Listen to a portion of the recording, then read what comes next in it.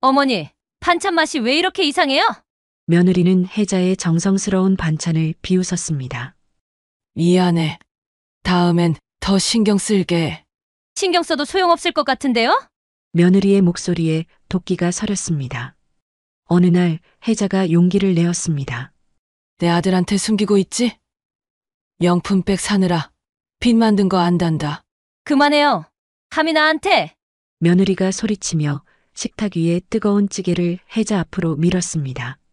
그 순간 뜨거운 국물이 혜자에게 쏟아졌습니다.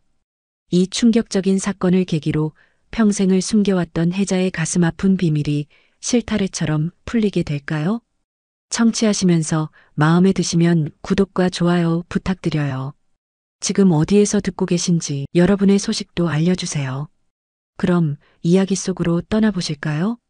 김혜자는 창가에 서서 멍하니 바깥을 바라보았습니다. 75세의 나이에도 단정한 모습을 유지하려 애썼죠. 그녀의 깊게 팬 주름에는 평생을 가족을 위해 헌신한 세월이 고스란히 담겨 있었습니다. 평생 전업주부로 살아온 혜자의 손은 거칠었습니다. 남편 이성환과 아들 준호를 위해 음식을 만들고 빨래를 하며 보낸 세월의 흔적이었죠. 남편이 10년 전 갑작스러운 심장마비로 세상을 떠난 후 혜자는 삶의 방향을 잃은 듯 했습니다. 어머니, 우리 집에서 함께 사세요. 혼자 계시면 너무 외로우실 거예요. 준호의 말에 혜자는 망설였습니다. 하지만 아들의 진심 어린 걱정에 결국 강남의 고급 아파트로 들어가게 되었죠. 겉으로는 완벽해 보이는 가족이었습니다. 대기업 건축팀 임원인 준호, 부동산 중개 일을 하는 며느리 민정, 그리고 혜자까지. 하지만 현실은 달랐습니다. 이 반찬은 너무 짜요. 어머니는 왜 항상 이렇게 짜게 만드세요? 민정의 차가운 말투에 혜자의 마음은 순간 움츠러들었습니다. 민정은 혜자가 정성껏 준비한 음식을 거의 매일 트집 잡았죠. 혜자는 입술을 깨물며 참았습니다. 아들의 결혼 생활을 망치고 싶지 않았으니까요. 그것뿐만이 아니었습니다. 민정은 혜자를 마치 하인처럼 대했습니다. 손님이 올 때면 거실 청소부터 음식 준비까지 모두 혜자에게 떠맡겼죠. 어머니, 내일 제 친구들이 올 거예요. 아침 일찍 일어나서 집 좀 깨끗하게 청소해 놓으세요. 그리고 잡채랑 불고기도 준비해 주세요. 힘들게 준비해도 민정은 한 번도 고맙다는 말을 하지 않았습니다. 오히려 친구들 앞에서는 혜자를 무시했죠. 우리 어머니는 시골에서 오셔서 좀 촌스러우세요. 말투도 그렇고. 혜자가 지나가다 우연히 들은 말이었습니다. 가슴이 찢어지는 것 같았죠. 혜자는 절대 시골 출신이 아니었습니다. 서울에서 태어나 자란 도시 여자였죠. 며느리는 혜자의 젊은 시절 사진까지 촌스럽다며 비웃었고 당시 최신 유행이었던 옷차림을 보고 조롱했습니다. 며느리의 사치는 날이 갈수록 심해졌습니다. 혜자는 우연히 민정의 옷장을 보게 되었는데 태그가 그대로 달린 수백만 원짜리 명품 옷들이 가득했죠. 신발장에는 신지도 않은 명품 구두가 10켤레도 넘게 있었습니다. 한 번은 준호의 통장 내역서를 보게 되었습니다. 최근 2년간 민정의 카드값으로만 5억 원 가까이 지출된 것이었죠. 아들이 월급으로는 감당할 수 없는 금액이었습니다. 그제서야 혜자는 아들의 빚이 어디서 왔는지 알게 되었습니다. 거실 소파에 앉아있던 어느 날 혜자는 준호의 서랍에서 빚 독촉장을 발견했습니다. 아들이 큰 경제적 어려움에 처해 있다는 사실을 그제야 알게 되었죠. 독촉장 사이에는 민정 이름으로 된 고급 백화점과 명품 브랜드 카드 영수증들이 가득했습니다. 터무니없는 금액들이 혜자의 눈앞에서 춤을 췄습니다.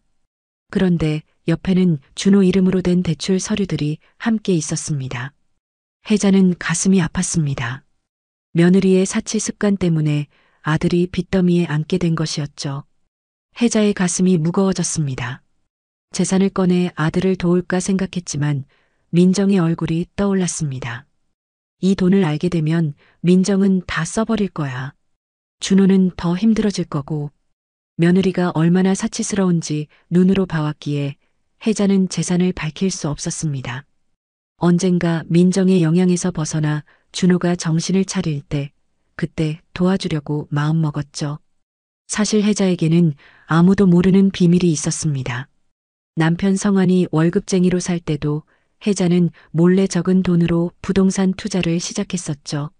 누구에게도 말하지 않고 집 근처 부동산을 드나들며 정보를 모았고 남편 몰래 저금해둔 돈으로 작은 빌라를 샀습니다. 그렇게 시작한 투자는 지금 서울에 아파트 2채를 가질 만큼 불어났습니다. 모두 혜자 본인 이름으로 된 재산이었죠. 하지만 이 사실은 아들에게조차 철저히 비밀로 했습니다. 아들에게 알려야 할까? 혜자는 고민했습니다. 하지만 무언가 마음을 붙잡는 것이 있었죠.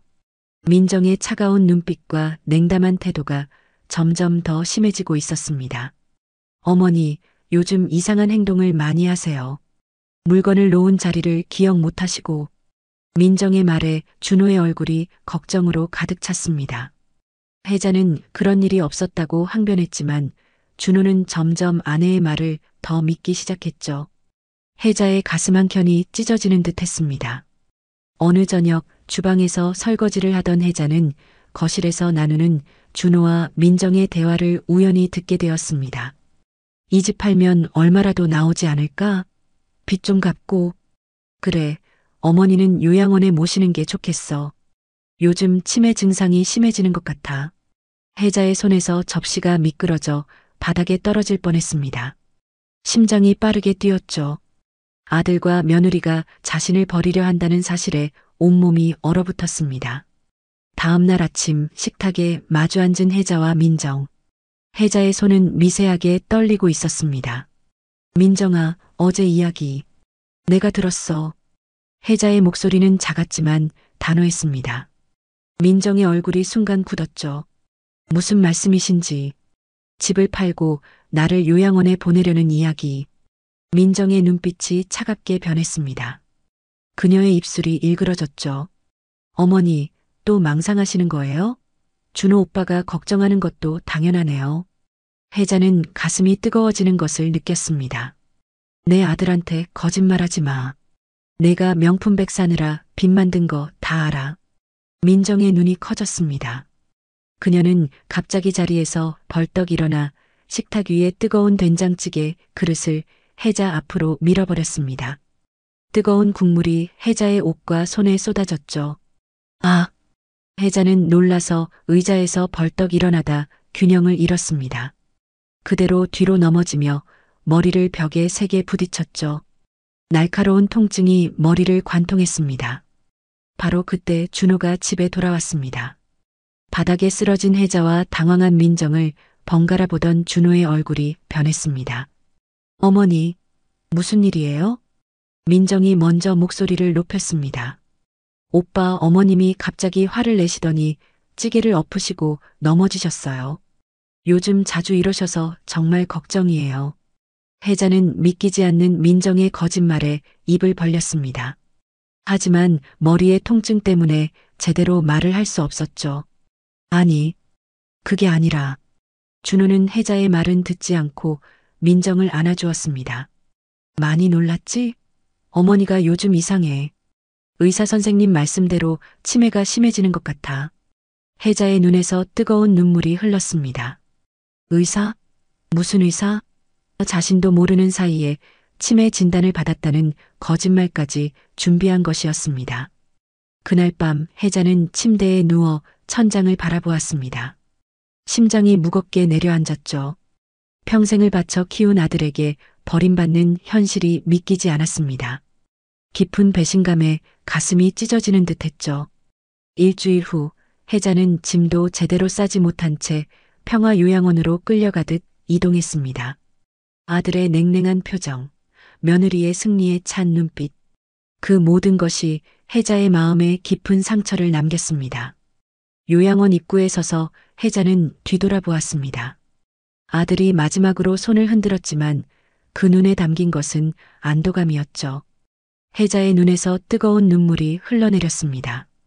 가족에게 버림받은 노모의 처절한 눈물이었습니다. 평화요양원이라는 이름과 달리 혜자의 마음은 전혀 평화롭지 않았습니다. 회색빛 건물 앞에 서자 온몸이 떨렸죠. 이곳이 앞으로 자신이 살아갈 곳이라니 믿기지 않았습니다. 입구에서 혜자를 맞이한 것은 장 원장이었습니다. 50대 중반의 날카로운 인상을 가진 여성이었죠. 김 회장님, 여기서는 모든 규칙을 잘 지켜주셔야 합니다. 식사 시간, 취침 시간 모두 정해져 있어요.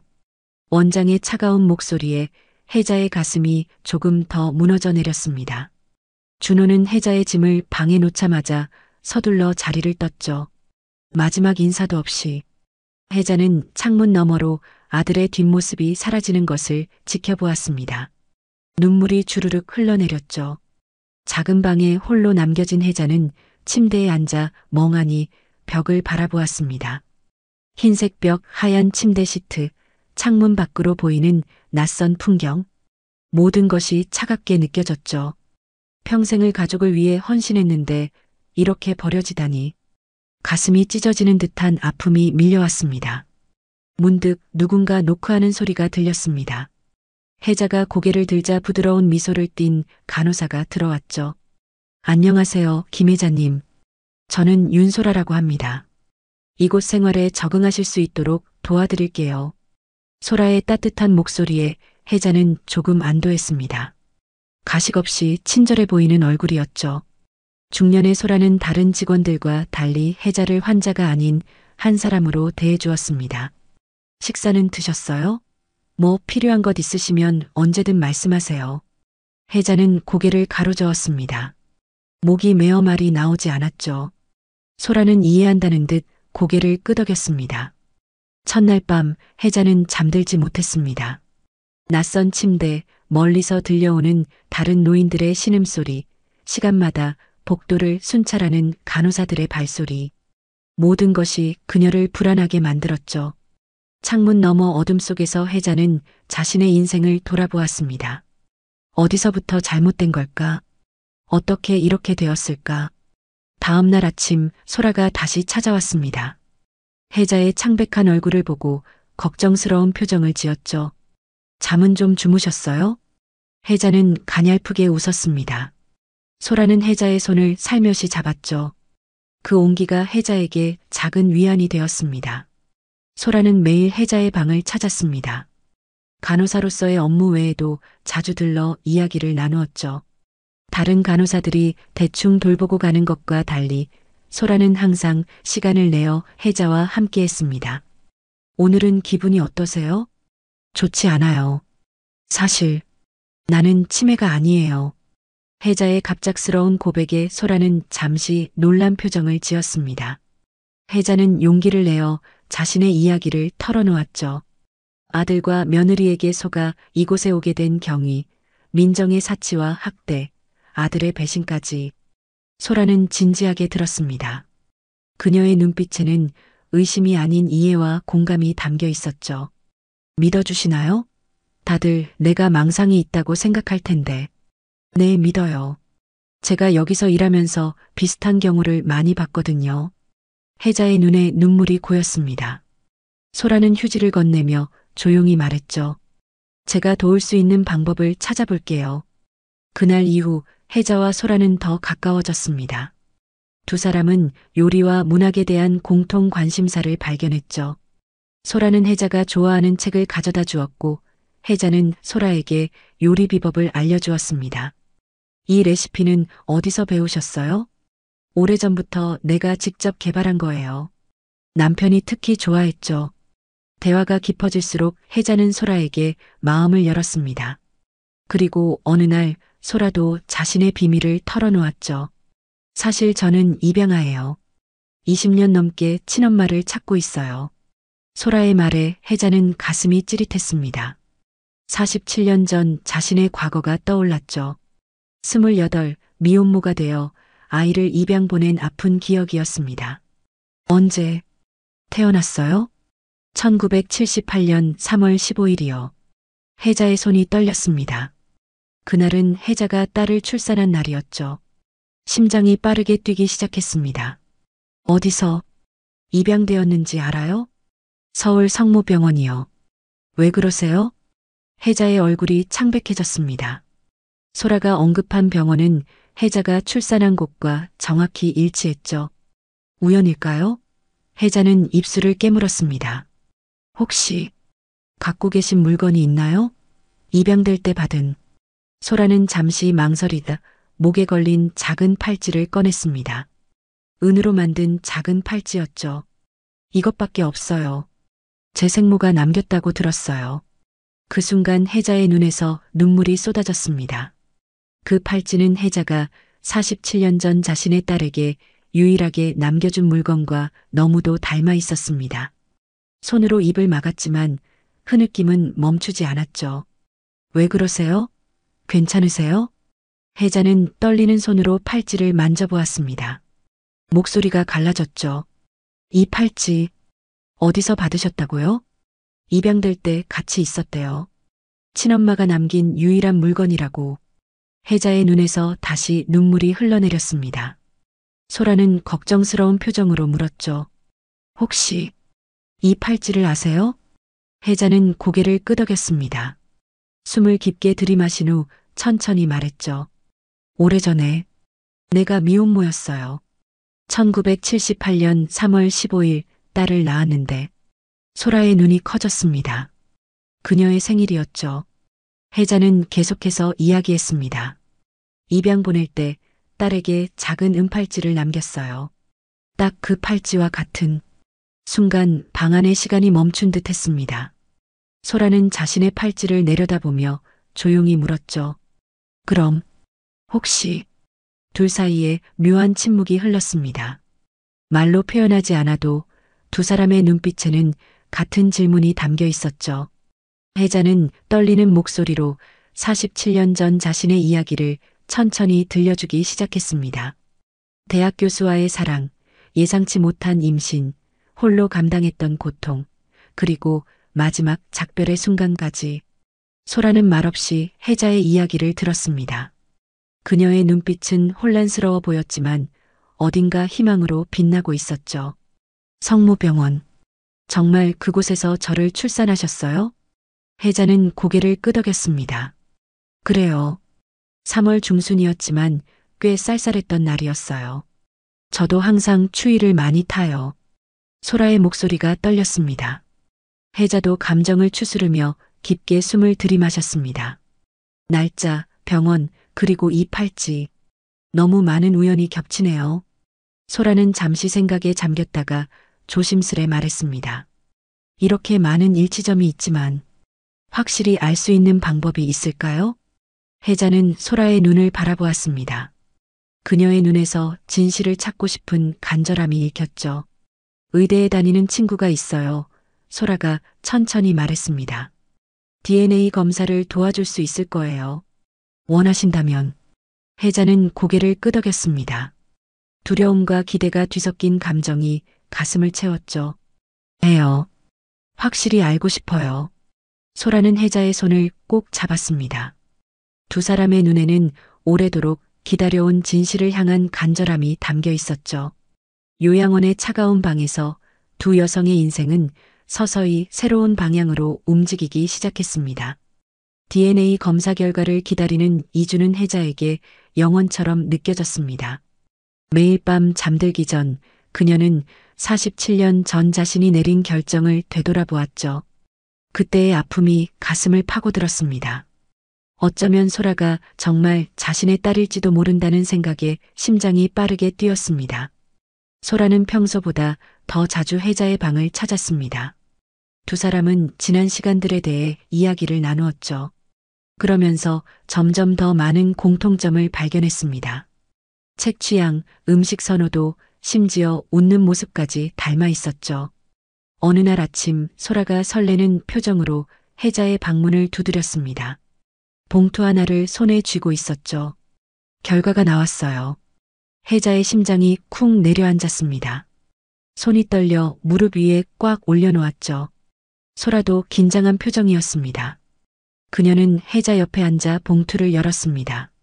종이 한 장을 꺼내 함께 읽기 시작했죠. 의학 용어들 사이에서 그들은 결정적인 문장을 발견했습니다. 일치 확률 99.9% 이상. 순간 두 사람의 눈에서 눈물이 흘러내렸습니다. 47년 만에 재회. 혜자는 떨리는 손으로 소라의 얼굴을 감쌌습니다. 그토록 오래 그리워했던 딸의 얼굴이었죠. 내 딸. 정말 내 딸이었구나. 소라는 어머니의 품에 안겼습니다. 어린 시절부터 항상 궁금했던 생모의 품에 마침내 안긴 것이죠. 오랜 시간 가슴에 담아두었던 그리움이 눈물로 쏟아져 나왔습니다. 엄마, 찾았어요. 드디어 찾았어요. 두 사람은 한동안 말없이 서로를 안고 울었습니다. 말로는 표현할 수 없는 감정들이 방 안에 가득 찼죠. 그날 이후 혜자와 소라는 진정한 모녀가 되었습니다. 소라는 시간이 날 때마다 혜자의 방을 찾았고 두 사람은 서로의 인생에 대해 더 깊이 나누었죠. 왜 저를 포기하셨는지 이유가 궁금해요. 혜자의 눈에 슬픔이 가득 차올랐습니다. 오랫동안 가슴에 묻어둔 이야기를 꺼내는 것은 쉽지 않았죠. 내가 28이었을 때 대학 교수와 사랑에 빠졌어. 그는 이미 결혼한 사람이었지. 임신 사실을 알렸을 때 그는 나를 떠났어. 소라는 어머니의 손을 꼭 잡았습니다. 혜자는 계속해서 이야기했죠.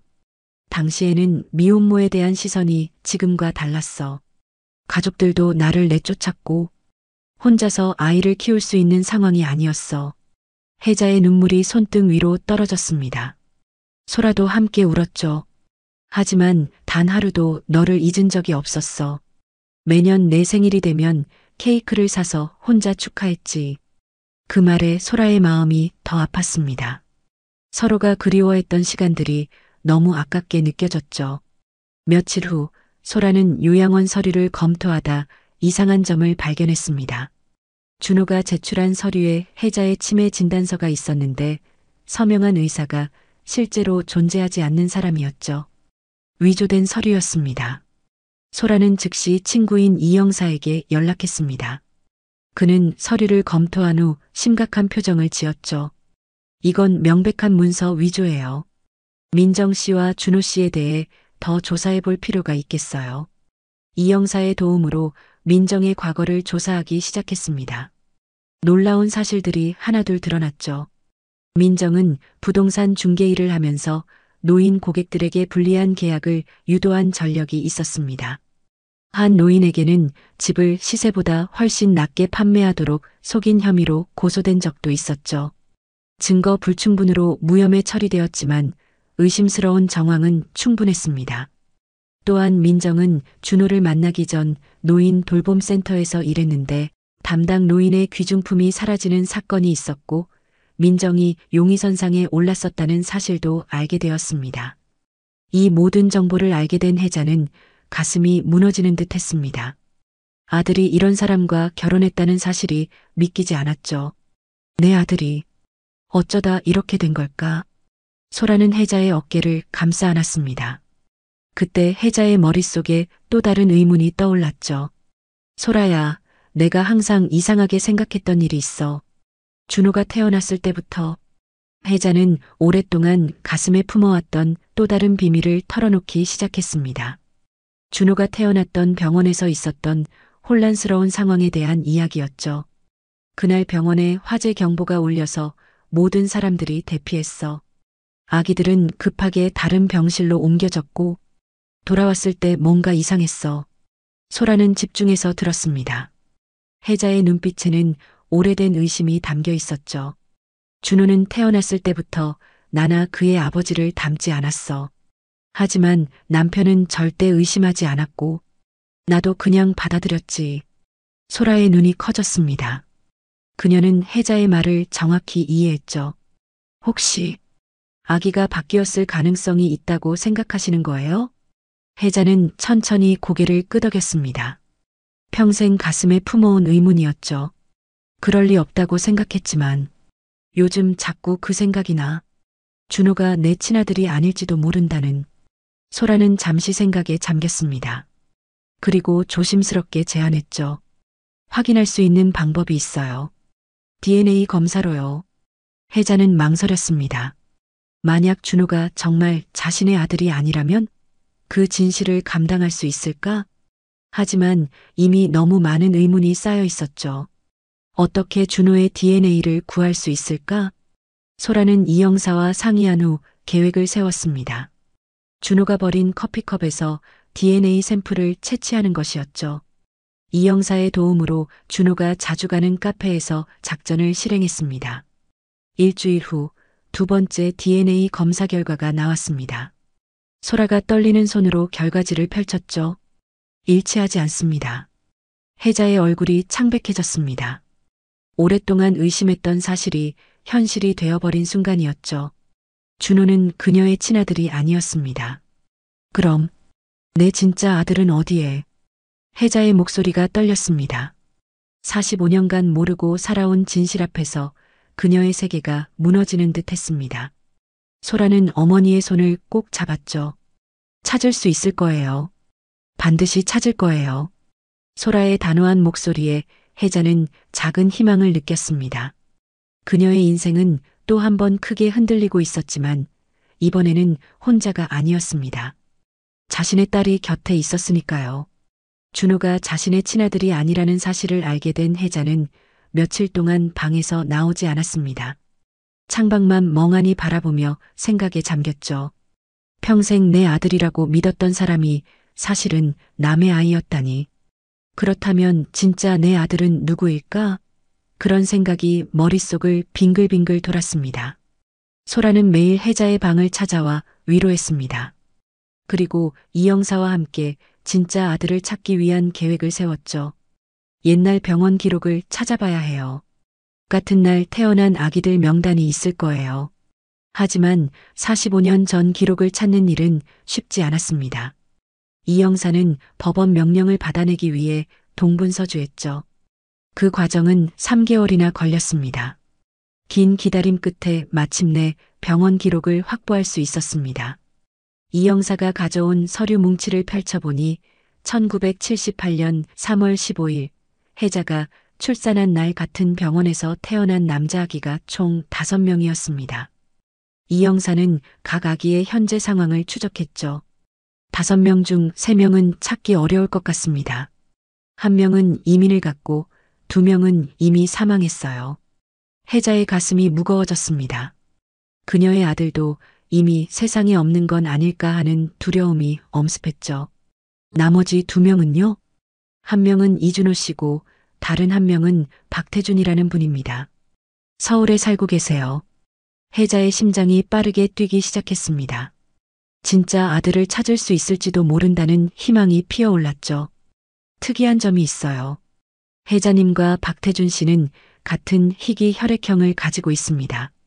그 말에 혜자의 손이 떨렸습니다. 그녀는 AB형 음성이었는데 이는 한국인 중 1% 미만만 가지고 있는 희귀 혈액형이었죠. 그분을 만날 수 있을까요? 소라와 이 형사는 조심스럽게 박태준을 찾아갔습니다. 그는 서울 외곽에서 택시 기사로 일하고 있었죠. 45세의 태준은 부모님과 함께 살며 노부모를 부양하고 있었습니다. 대학을 졸업했지만 아버지의 건강이 나빠지면서 더 유연한 시간을 가질 수 있는 택시 기사로 전향했다고 했습니다. 소라는 태준을 처음 봤을 때 깜짝 놀랐습니다. 그의 눈매와 미소가 혜자와 놀랍도록 닮아 있었죠. 그녀는 조심스럽게 상황을 설명했습니다. 자신이 입양하였던 것처럼 태준도 친부모를 모르는 상황일 수 있다고요. 태준은 처음에 의심스러운 표정을 지었습니다. 그의 눈썹이 찌푸려졌죠. 무슨 말씀이신지 잘 모르겠는데요. 저는 박상훈 씨와 김미자 씨의 아들입니다. 소라는 부드럽게 말을 이었습니다.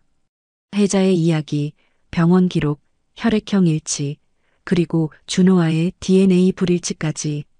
태준의 얼굴이 점점 굳어갔습니다. 그의 손이 떨리기 시작했죠.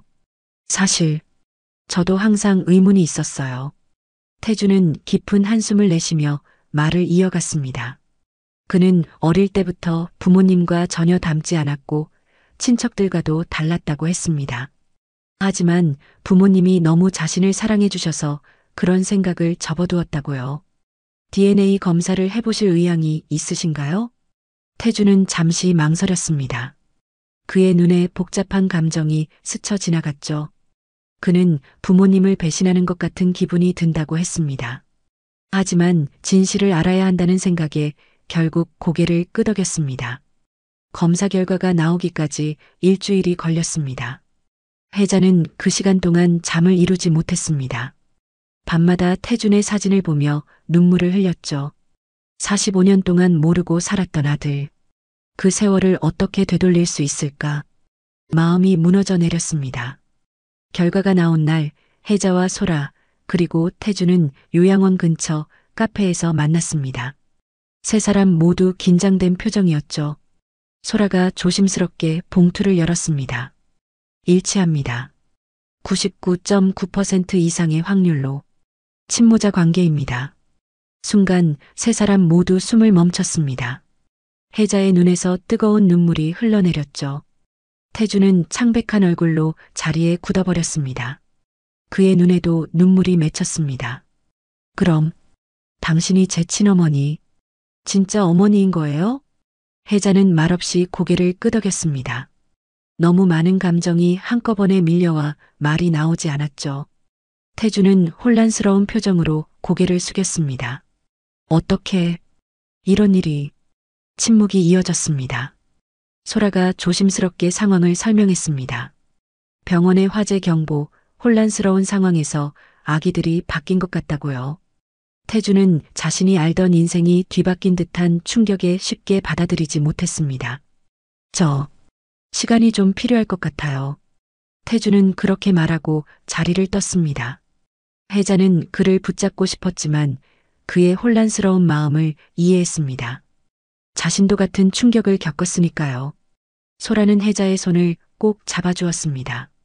시간이 필요한 거예요. 분명 다시 만나실 수 있을 거예요. 일주일 후 태준에게서 연락이 왔습니다. 그는 부모님과 이야기를 나눴다고 했습니다. 처음에는 믿지 않으셨지만 태준이 DNA 검사 결과를 보여드리자 큰 충격을 받으셨다고 합니다. 부모님도 전혀 모르고 계셨어요. 아무런 의심 없이 저를 키우셨대요. 혜자는 숙연해졌습니다. 태준은 부모님이 한참을 말을 잇지 못하셨지만 결국 태준을 안아주시며 내가 누구의 아이든 우리에겐 소중한 아들이라고 말씀하셨다고 전했습니다. 부모님께서 혜자님을 만나고 싶어 하세요. 혜자의 가슴이 따뜻해졌습니다. 자신의 아들을 사랑으로 키워준 분들을 만날 생각에 감사함이 밀려왔죠. 그리고 이제 진짜 아들을 찾았다는 기쁨에 눈물이 흘러내렸습니다. 소라는 기쁜 표정으로 혜자의 어깨를 안았습니다. 모녀가 제외한 데 이어 이제 잃어버린 아들까지 찾은 것이었죠. 긴 시간 동안 헤어졌던 가족이 마침내 한자리에 모일 수 있게 된 것입니다. 혜자는 창밖을 바라보며 깊은 숨을 내쉬었습니다. 이제 진실을 찾았으니 그녀는 새로운 시작을 할 준비가 되어 있었습니다. 진실이 밝혀진 지 6개월이 지났습니다. 혜자의 인생은 완전히 달라졌죠. 요양원에서 나와 자신의 아파트로 돌아간 혜자는 이제 홀로 있지 않았습니다. 소라가 함께 살기로 했기 때문이었죠. 혜자는 자신의 비밀을 모두 털어놓았습니다. 남편 몰래 부동산에 투자해 모은 서울 아파트 2채, 모두 혜자 자신의 이름으로 된 재산이었죠. 이 사실을 알게 된 소라는 놀라움을 감추지 못했습니다. 엄마가 이렇게 부자였다니. 왜 그동안 말하지 않으셨어요? 혜자는 쓸쓸하게 웃었습니다. 그녀의 눈빛에는 오랜 세월의 지혜가 담겨 있었죠. 말해봤자 믿어주는 사람이 없었어. 오히려 치매라고 생각했을 거야. 소라는 어머니의 손을 꼭 잡았습니다. 그녀의 눈에 눈물이 고였죠. 준호와 민정에 대한 법적 조치도 진행되었습니다. 최 변호사와 이 형사의 도움으로 위조된 치매 진단서와 요양원 강제 입소에 대한 증거가 모여 경찰에 신고되었죠. 민정의 과거 불법 행위에 대한 증거도 함께 제출되었습니다. 재판은 6개월이나 걸렸습니다. 법정에서 준호는 자신이 혜자의 친아들이 아니라는 사실과 혜자가 거액의 재산을 가진 부자라는 이중 충격에 망연자실했습니다. 그의 얼굴에는 후회와 상실감이 뒤섞여 있었죠. 어머니, 저는 정말 몰랐습니다. 민정이 모든 걸 계획했어요. 하지만 증거는 분명했습니다. 준호도 모든 계획에 가담했다는 사실이 드러났죠. 결국 두 사람 모두 노인 학대와 사기 미수 혐의로 실형을 선고받았습니다. 혜자는 법정을 나오며 가슴 한켠이 아팠습니다. 45년간 아들이라 믿었던 사람이 이렇게 끝나다니. 하지만 동시에 새로운 시작에 대한 기대도 있었습니다. 태준과의 관계는 조금씩 발전해 갔습니다. 처음에는 서로 어색했지만 만남을 거듭할수록 친밀감이 깊어졌죠. 태준은 택시 일을 마치고 종종 혜자의 집을 방문했습니다. 그는 조용하고 다정한 성격이었습니다. 말수는 적었지만 마음은 따뜻했죠. 전 항상 뭔가 빠진 것 같은 느낌이 있었어요. 이제 그 이유를 알 것 같습니다. 그의 말에 혜자의 가슴이 뭉클해졌습니다.